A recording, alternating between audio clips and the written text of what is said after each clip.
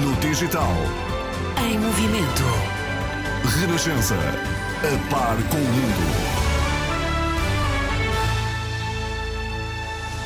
Que notícias se destacam agora, Pedro Mesquita? Vacinados no queimódromo do Porto, segunda e terça, vão ser agora contactados pelas autoridades de saúde por causa de uma alegada falha na conservação das vacinas. Mais de 75 mil pessoas ficaram sem cuidados de saúde termais durante a pandemia. E no desporto, João Fonseca. A Liga Conferência e a 7ª etapa da Volta a Portugal em bicicleta. Notícias na sua rádio, esta é a edição das 5. Pedro. Quem foi vacinado no queimódromo do Porto na segunda ou terça-feira vai ser contactado em breve pelas autoridades de saúde, garantia deixada nos últimos minutos pelo coordenador da Task Force da vacinação.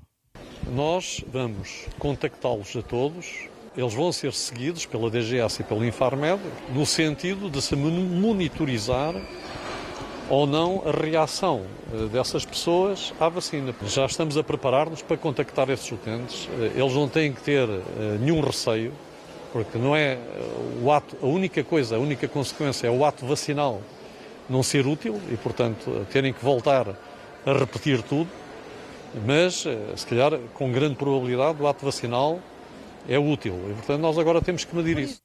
O vice-almirante Gouveia Melo, num registro RTP, ao todo foram vacinadas segunda e terça-feira no queimódromo do Porto quase 1000 pessoas, que podem agora ter de ser obrigadas a uma nova toma devido a esta alegada falha na cadeia de frio, colocando em dúvida a eficácia das vacinas administradas. É a principal consequência da avaria nos frigoríficos daquele centro com a vacinação já suspensa. Importa sublinhar que estamos a falar das vacinas da Pfizer e da Janssen. Quem tinha então agendamento para o queimódromo já começou a ser direcionado para outros centros de vacinação. Agora, uma marca deste dia: continua a recuar o número de internamentos em Portugal por causa da Covid. Há menos 31 doentes do que ontem, por esta hora, nas enfermarias, menos 12 em unidades de cuidados intensivos. Ainda assim, do boletim da Direção-Geral da Saúde, a alimentar o registro de mais 11 vítimas mortais. Quanto ao número de novos infectados, são pouco mais de 2.700 nas últimas 24 horas. Mais de 75 mil pessoas ficaram sem cuidados de saúde termais durante a pandemia. O balanço é da Associação das Termas de Portugal, a considerar que este é um dado preocupante para a saúde dos portugueses. Os números do primeiro semestre deste ano apontam para uma ligeira recuperação face ao mesmo período de 2020. Ainda assim, continuam muito longe dos alcançados no primeiro semestre de 2019. A Associação do setor fala numa atuação discriminatória e errática do Governo no enquadramento das termas como medidas de combate à Covid-19. No total, as termas estiveram encerradas durante mais de 6 meses durante esta pandemia. Rejeitada a libertação sob fiança de 2 jovens portugueses acusados de violação em Espanha, a juíza responsável pelo caso no Tribunal de Gijón não deu provimento ao recurso da defesa, alegou que existe perigo de fuga, ou seja, os arguidos vão permanecer para já no Centro Penitenciário das Astúrias, em Vila Bona, sendo que já está a decorrer um outro pedido de libertação sob fiança numa instância superior. Se a decisão for então favorável, os 2 jovens poderão aguardar julgamento em casa. Caso contrário, a defesa poderá avançar com um pedido de transferência para uma prisão portuguesa. A terminar, Daniel, Isabel, e já que na última hora queriam um quiz, pergunto-vos se sabiam que dia 12 de agosto é o dia mundialmente dedicado a um animal de peso, um animal gigante. Sabem qual é? Temos estado a falar do Dia Mundial do Elefante. Pois. Ora bem. Já agora podes partilhar connosco o que é que deixa de trombas, Pedro Mesquita, é o que estamos a pedir às pessoas. Olha, é isto, basicamente.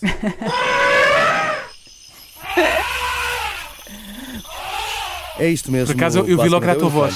Não, hoje é, como diziam, o Dia Mundial do Elefante, com a preocupação de alertar o mundo, já o devem ter dito, para a necessidade de preservar a espécie. É que a cada 15 minutos morre um elefante em África, em caçadas, até porque, como sabe, o marfim é muito valioso. Dizem os ambientalistas que, se nada for feito para proteger o elefante, a espécie poderá desaparecer em 2025. Então cedo. Não pode ser. Não pode ser. Não pode que aconteça. Temos que continuar a celebrar este dia. Obrigada, Vamos Pedro Mesquita. João Até Fonseca, já. não é? Vamos ao Temos de saber desporto. esta hora o que é que marca a atualidade Isso desportiva. mesmo, João Fonseca. Na volta a Portugal em bicicleta, cumpre-se hoje a 7ª etapa, com muita montanha. A tirada une Felgueiras a Bragança. A acompanhar o desempenho dos corredores está o repórter da Renascença, já na fase final desta etapa, o Pedro Castro Alves, que se junta agora em direto nesta edição das 5. Boa tarde, Pedro.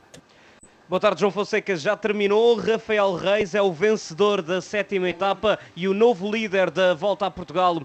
O atleta da EFAPEL repete aquilo que já tinha feito na Serra da Arrábida, em Setúbal, na primeira etapa. Iniciou o ataque a 12 km do fim, foi o primeiro a cortar a meta em Bragança e conquista a camisola amarela pela 3ª vez nesta edição da Volta. O corredor de Palmela partiu de Felgueiras a 3 minutos e 19 da liderança, mas eliminou a diferença e está agora 28 segundos à frente de Alejandro Marque do Tavira na classificação geral. Amaro Antunes, da W52 Porto, é agora terceiro a 33 segundos da liderança.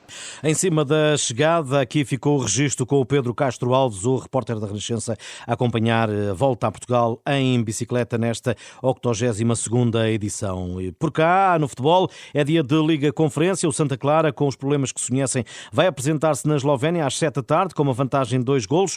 Os açorianos, recordo, só têm 14 jogadores para o confronto com o Olímpia Ljubljana. Já o Paços Ferreira vai entrar em campo meia hora mais tarde, às 7h30, na Irlanda do Norte, e enfrenta o Larne, mas com um lastro de 4 golos. Pedro Mesquita, então, e numa altura em que a pandemia continua aqui a motivar alguma desconfiança e há setores negacionistas, o portal da Renascença tem hoje em destaque entrevista a 2 investigadores deste fenómeno.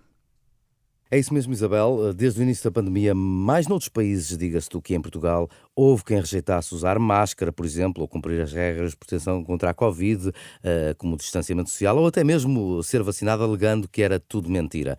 Ora bem, em Portugal, como dizia, este tipo de resistências foram evidentemente menos visíveis, limitaram-se a 2 ou 3 manifestações, mas em Espanha ou Reino Unido chegaram a ocorrer protestos violentos até com a intervenção policial.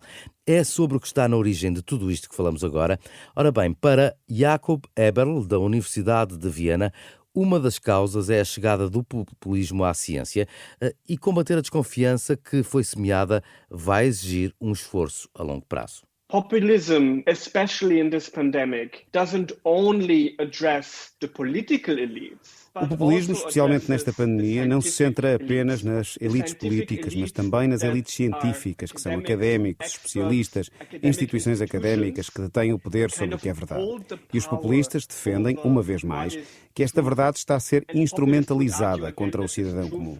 É uma espécie de caixa de Pandora que abrimos.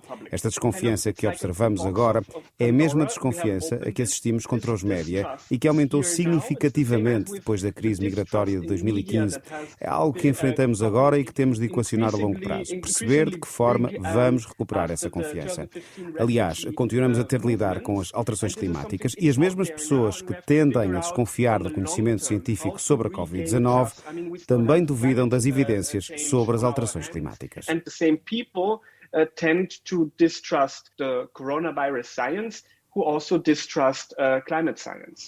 Outro especialista, Nils Mayday, investigador da Universidade de Zurique, admite que os negacionismos possam ter a ver não tanto com o descrédito de ciência, mas com a incapacidade de algumas pessoas em distingui-la de meras teorias da conspiração.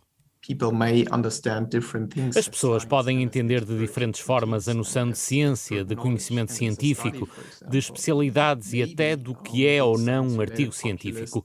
Talvez estes populistas científicos vejam ou entendam teorias da conspiração como conhecimento científico legítimo. E nesse caso dirão, claro que confio na ciência, mas apenas a ciência correta, que neste caso seriam as teorias da conspiração.